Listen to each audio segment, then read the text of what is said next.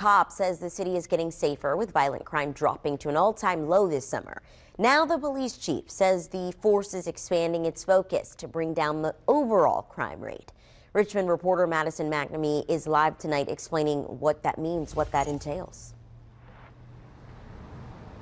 Jasmine, there's been a recent focus on vape shops in the city, and that's because Chief Rick Edwards says those businesses are a big contributor to some of the other issues that he is seeing in Richmond. And now he's also bringing back up the conversation of creating no gun zones as a way to bring down shooting numbers even more.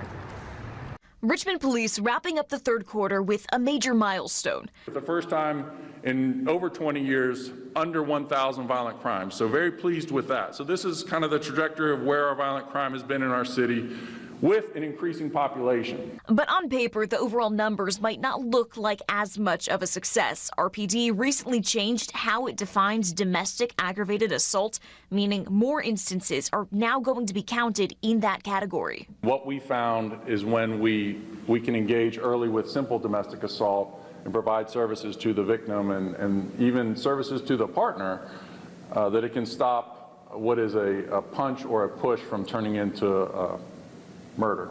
The city's top cop unveiling those numbers at its quarterly crime briefing, giving a blunt assessment at where Richmond is at when it comes to safety. 44 non-fatal shootings, and that's really going to be the story this summer of what we slowed down. When we talk about non-fatal shootings versus homicides, the intent is almost exactly the same. The chief pointing to that as a major win for Richmond, though there are still some areas of concern, like accidental shootings. More juveniles were involved this year.